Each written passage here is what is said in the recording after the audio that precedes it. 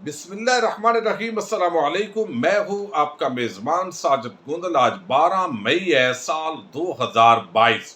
ملکی سیاست کے اندر تلخیوں میں مسلسل اضافہ ہو رہا ہے۔ افواج پاکستان کو ٹارگٹ کرنے کا سلسلہ شروع ہے۔ جنرل فیض حمید کو سب سے زیادہ نشانہ بنایا جا رہا تھا۔ Army chief general Qamar Javed Bajwa نے آج بالآخر چپ کا روزہ توڑ دیا ہے۔ آصف زرداری، نجم سیٹھی اور مریم صفدر کو بڑا دو ٹوک انداز کے اندر پیغام دیا گیا ہے۔ اس کی تفصیل میں آپ کے سامنے رکھنے جا رہا ہوں۔ کپتان کی پکار پر آج اٹک بھر گیا ہے، بڑا کامیاب جلسہ ہوا ہے، اس پر بھی ہم آج بات کرنے جا رہے ہیں۔ امید کروں گا کہ آپ سماعت کریں گے اور اپنے قیمتی فیڈ بیک سے ضرور آگاہ کریں گے۔ جلسے کے اندر شیخ رشید، شاہ محمود قریشی، عمران خان صاحب نے جو گفتگو کی ہے اس کا تو ہم ذکر علیحدہ ویڈیو کے اندر کریں گے، لیکن آج جس طریقے سے ہم نے دیکھا کہ ایک سے بڑھ کر ایک عمران خان کا جلسہ ہو رہا ہے، ایک طرف عوام عمران خان کے ساتھ کھڑی ہو گئی ہے، دوسری طرف امپورٹڈ حکومت ہے۔ اب امریکہ سے مدد طلب کی جا رہی ہے کہ ہم نے نوکری ساری کر دی ہے، لہذا آپ ہماری مدد کیجئے۔ یقینی طور پر امریکہ آپ ریسکیو کرے گا تاکہ چند مہینے جو ہے وہ پاکستان کے اندر کچھ چیزوں کے اندر جو ہے وہ کم از کم مینٹین رکھا جا سکے۔ اس پوری صورتحال کے اندر الیکشنز کے اندر جایا جائے۔ عمران خان کے خلاف جس طرح کی مہم شروع ہو چکی ہے اور مزید میڈیا کے اندر جو لوگ موجود ہیں وہ جس طرح کے ہتھکنڈے استعمال کر رہے ہیں، یقیناً وہ پورے ناکام ہو گئے ہیں، لیکن آنے والے دنوں کے اندر پاکستان کی جو سیاست ہے اس کے اندر مزید تلخی نظر آ رہی ہے۔ گرفتاریاں ہوں گی، تشدد ہوگا، یہ اوچھے ہتھکنڈے ہمیشہ نون لیگ استعمال کرتی ہے، جس کا واضح طور پر جو اظہار ہے وہ لیگی بدماش رانا ثناء اللہ دے چکے ہیں۔ لیکن دوسری طرف ہم دیکھ رہے ہیں کہ ایک سے بڑھ کر ایک جلسہ جو ہے وہ کامیاب ہو رہا ہے۔ اٹک کے اندر میجر ریٹائرڈ طاہر صادق یقیناً ایک اچھی پرسنالٹی ہیں، چونکہ پہلے ان کو تحفظات سے خدشات تھے، وہ پی ٹی آئی کو چھوڑنے لگے تھے، وہ سیٹ سے بھی ریزائن کرنے لگے تھے، لیکن پھر جب عمران خان مشکل میں آئے تو انہوں نے کہا کہ اب میں کھڑا ہوں عمران خان کے ساتھ، چونکہ وہ مرد نہیں جو ڈر جائے حالات کے خونی منظر سے۔ اس دور میں جینا لازم ہے جس دور میں جینا مشکل ہو۔ تو آج وہاں پر میجر ریٹائر طاہر صادق کی صدارت کے اندر یہ پروگرام ہو رہا ہے، بہت بڑا یہ ضلع کونسل کا گراؤنڈ ہے۔ ایک مرتبہ بھٹو کے زمانے کے اندر جو ہے اتنا بڑا ایک اجتماع ہوا تھا، اور آج عمران خان کے لیے یہ اتنا مجمع جمع ہوا ہے، پرجوش ہے۔ اور مریم نواز کی ثوابی ٹائپ اگر 10-12 جلسیاں وہ جمع بھی کریں تو یہ مجمع شاید اس سے زیادہ ہوگا۔ تو ایک سے بڑھ کر ایک جو کامیابی ہے، اس نے امپورٹڈ حکومت کو پریشان کیا ہوا ہے، وہ گھبرائے ہوئے ہیں، یہی وجہ ہے جو پریشر کو بلڈ کیے ہوئے۔ لیکن اس کے ساتھ ہی ہم نے دیکھا کہ مسلسل ایک طرف تو army chief general Qamar Javed Bajwa کو ٹارگٹ کیا جاتا ہے اور اس حوالے سے لوگ کنسرن رکھتے ہیں۔ میں خود جو ہے اس کے اندر تحفظات رکھتا ہوں، وہ یہ کہ اسٹیبلشمنٹ نے آیا اس پوری امپورٹڈ حکومت کی تبدیلی کے اندر کوئی رول پلے کیا ہے۔ ایک تو اس حوالے سے تنقید ہوتی ہے، اور پہلے کوئی ملاقاتیں ہوئی ہیں، کس طریقے سے یہ بانمتی کا کنبہ جمع ہوا ہے، لیکن پھر جو مریم نواز ہے، زرداری، نجم سیٹھی، وہ پورا جو قبیلہ ہے اور طبقہ ملامتیہ کے صحافی، وہ بڑے آرام اور سکون کے ساتھ آج کل جنرل باجوہ صاحب کے تو گن گاتے ہیں۔ وہ پہلے ان کو تحفظات تھے، اب وہ تحفظات نہیں ہیں، لیکن جس شخصیت کو سب سے زیادہ ٹارگٹ کر رہے ہیں وہ ہیں جنرل فیض حمید، جو سابق D G I S I ہیں، اور وہ آج کل کور کمانڈر پشاور ہے، انتہائی عام کور ہے، لیکن روز ایک جو بھی کڑچھا چمچا اٹھتا ہے وہ ان کو تضحیق کرنا، ان کی تضحیق کرنا شروع کر دیتا ہے۔ تو عام پاکستانیوں کے ذہن کے اندر یہ ایک بڑا سوال پیدا ہو رہا تھا کہ کیا وجہ ہے کہ یہ جنرل فیض حمید صاحب جو ہے وہ ایک طرف کہتے ہیں کہ آرمی چیف کی کمانڈ کے اندر یہ ایک ہی حکم ہوتا ہے، تو ان کو روز یہ مریم نواز بدت کر رہی ہے، اس کے کڑچے چمچے کر رہے ہیں، اور دوسری طرف جو ہے وہ یہاں آصف زرداری نے رہی سی کسر کل نکالی، کھڈے لائن، اور پھر نجم سیٹھی نے بھی کھڈے لائن لگا دیا۔ تو یہ جو سلسلہ شروع ہوا اس پر جنرل باجوہ صاحب پر، D G I S P R اور جو ہائی کمان ہے اس پر بڑی تنقید ہو رہی تھی۔ آج بالآخر army chief general Qamar Javed Bajwa نے کہا ہے کہ چپ کا روزہ توڑیے اور اس کا جواب ضرور دیجیے، ورنہ ہماری تو بڑی ساکھ خراب ہو رہی ہے یقینی طور پر۔ تو پھر D G I S P R نے ان تمام جو قبیلہ ہے اس کے لیے ایک پیغام جاری کیا، اور پھر ایک آج بڑی عام انہوں نے باتیں کی ہے، وہ آپ کے سامنے ساری باتیں رکھنا انتہائی ضروری ہے۔ پہلے میں آپ کے سامنے پریس ریلیز رکھتا ہوں DGISPR کی۔ وہ کہتے ہیں پشاور کور پاکستان آرمی کی ایک ممتاز فارمیشن ہے، یعنی یہاں پر وہ کہتے ہیں پشاور کور دو دہائیوں سے دہشت گردی کے خلاف قومی جنگ میں ہراول دستے کا کردار ادا کر رہی ہے۔ اس عام کور کی قیادت ہمیشہ بہترین پروفیشنل ہاتھوں میں سونپی گئی ہے۔ پشاور کور کمانڈر کے حوالے سے عام سینئر سیاستدانوں کے حالیہ بیانات انتہائی نامناسب ہے۔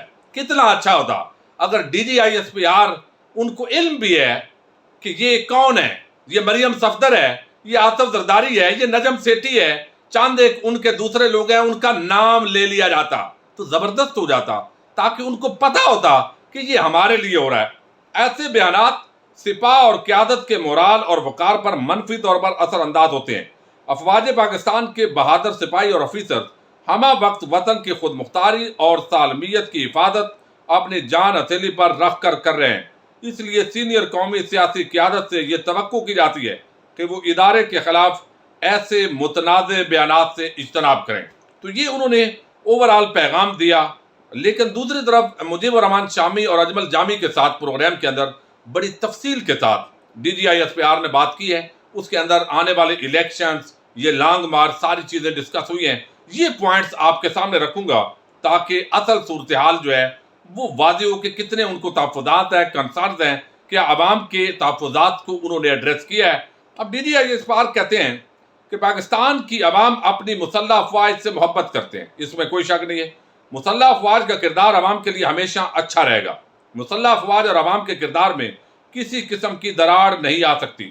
پچھلے چند دنوں میں تمام سیاسی جماعتوں کی لیڈرشپ نے مسلح افواج کی لیڈرشپ کے خلاف بیانات دیے، بار بار درخواست کی ہے مسلح افواج کو سیاسی گفتگو سے باہر رکھیں۔ ہمارے سیکیورٹی چیلنجز اتنے بڑے ہیں کہ ہم ملک کی سیاست میں شامل نہیں ہو سکتے۔ اگر ملک کی حفاظت کے اندر کوئی بھول چونک ہوئی تو معافی کی گنجائش نہیں ہے۔ اگر کوئی سمجھتا ہے کہ فوج کے اندر تقسیم ہو سکتی ہے تو اس کو فوج کے بارے میں پتہ ہی نہیں۔ پوری فوج ایک لڑی میں پروئی ہوئی ہے۔ فوج اپنے آرمی چیف کی طرف دیکھتی ہے۔ کسی کو کوئی شک نہیں ہونا چاہیے کہ کوئی فوج کے اندر تقسیم پیدا کر سکتا ہے۔ واضح کر دوں، جائز تنقید سے پرابلم نہیں ہے، خاص طور پر سوشل میڈیا پر تنقید نہیں، پراپیگنڈا کیا جاتا ہے۔ واضح کر دوں، فوج کے اندر کسی بھی رینک میں کمانڈ کا عہدہ عام ہوتا ہے۔ کسی بھی کور کی کمانڈ آرمی چیف کے بعد عام عہدہ ہوتی ہے۔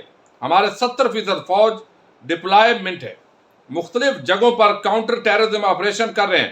دہشت گردی کے خلاف جنگ میں ہم نے بہت کامیابیاں حاصل کی۔ جلد الیکشن کا فیصلہ سیاستدانوں نے کرنا ہے، فوج کا کوئی کردار نہیں۔ سیاستدان اس قابل ہیں وہ بیٹھ کر بہتر طریقے سے فیصلہ کر سکتے ہیں۔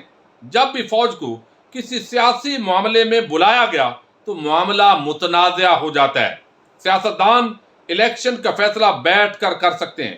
الیکشن کے دوران سیاستدان فوج کو اگر سیکیورٹی کے لیے بلائیں گے تو فوج اپنی خدمات سر انجام دے گی۔ فوج کبھی بھی سیاستدانوں کو ملاقات کے لیے نہیں بلاتی، تو پھر آرمی چیف کو ملنا پڑتا ہے جب فوج کو درخواست کی جاتی ہے۔ اس حوالے سے یعنی گیٹ نمبر 4 پر وہ کہتے ہیں خود لوگ ماتھے ٹیکتے ہیں، تو پھر مجبوراً ملنا پڑتا ہے، محنت ادا کرتے ہیں۔ یہ بات کتنی صحیح ہے غلط ہے، یہ آپ تاریخ کے طالب علم کی حیثیت سے خود فیصلہ کر سکتے ہیں۔ اس حوالے سے ساری کی ساری ذمہ داری سیاستدانوں پر ہوتی ہے۔ DGISI کے دوروں کو اوپن نہیں کیا جاتا، چونکہ آج کل وہ جو ہے امریکہ میں ہے۔ یہ بھی چونکہ افواہیں ہیں کہ لندن کے اندر ان کی مفرور اشتہاری نواز شریف سے ملاقات ہوئی ہے، اس کا کوئی رد آنا چاہیے تھا۔ DGISI کے دورے بیک گراؤنڈ چلتے رہتے ہیں۔ تمام ممالک کے انٹیلیجنس چیف کے ساتھ ملاقات اور انٹیلیجنس شیئرنگ ہوتی ہے۔ ایسے معاملات میں کوئی ابہام پیدا نہیں کرنا چاہیے۔ ہمارے افیسر جوان سوسائٹی سے کٹ ہو کر جب افواہیں اور ادارے کے بارے غلط بات چیت ہو تو ان تک بھی پہنچتی ہے۔ اس طرح کے بیانات سے ادارے کا مورال متاثر ہوتا ہے۔ افیسر اور جوان ایک ہیں۔ ہماری لیڈرشپ کا معیار بہت اعلیٰ ہے۔ ہمارے جوانوں کو اپنے آرمی چیف کمانڈر پر پورا یقین ہے۔ فوج کے ہر رینک نے شہادتیں دی ہیں۔ لیڈرشپ پر تنقید کرنے سے ہر فوجی متاثر ہوتا ہے۔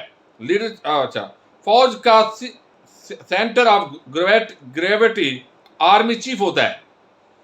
بلا وجہ آرمی چیف کی عہدے پر تنقید کی نیگیٹو اثرات ہوتے ہیں۔ بار بار کہتے ہیں فوج کو سیاست سے دور رکھیں، تو یہ بڑا ایک واضح جو ہے वो पैगाम दिया है DGISPR ने। यकीनन पाकिस्तानी कौम में से हर शख्स अपनी मुसल्लह अफवाज से प्यार करता है और वो समझता है कि अफवाज पाकिस्तान के अंदर जो जर्नैल हैं, चंद एक लोगों की सियासी वाबस्तगी या इन चीज़ों पर तनकीद हो सकती है, होती रही है, लेकिन ये पाकिस्तान की फौज ही है जिसने मुल्क को जोड़ कर रखा हुआ है, जिसकी वजह से आज मुल्क के टुकड़े नहीं हुए। लेकिन कुछ ऐसे सवालात हैं, मैं समझता हूं कि जिसको जो अबहाम पैदा हो गए हैं, मुसलसल हमारे DGISPR उसकी वजाहत कर रहे हैं, लेकिन कौम उसको मानने के लिए तैयार नहीं है। आखिर क्या वजूहात हैं? ये वजूहात जरूर तलाश करने की जरूरत है। आखिर अचानक जब से ये न्यूट्रल का एक जो बींड बजी है, उसके बाद ये जो भानमती का कुंभा इकट्ठा हुआ है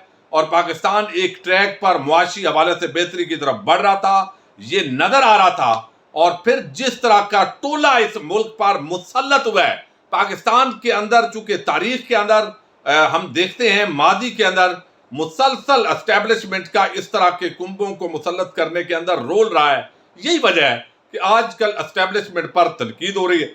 अगर उनका इस पूरे मामले के अंदर रोल नहीं है तो अवाम को ज़रूर मानना चाहिए, और अगर उन्होंने कोई गलती की है तो ज़रूर उनको वो गलती सुधारनी चाहिए, कहीं ऐसा ना हो कि फिर देर हो जाए। क्योंकि इस वक्त अवाम के अंदर जो गम और गुस्सा है इस हुकूमत के खिलाफ, इस बानमती के कुंबे के खिलाफ, वो यकीनी तौर पर आगे और जो प्लान नजर आ रहे हैं कि हमने लॉन्ग मार्च को इस तरीके से रोकना है। बहरहाल इमरान खान के अटक जलसे से पहले ये स्टेटमेंट देना यकीनन खुश आइंद है और मामलात आने वाले दिनों में कम अज कम पाक फौज के हवाले से बेहतरी की तरफ बढ़ेंगे। इसको वेलकम करना चाहिए पॉलिटिकल लीडरशिप को, और आगे सियासत के मैदान के अंदर सियासी लीडरशिप को मुकाबला करना चाहिए।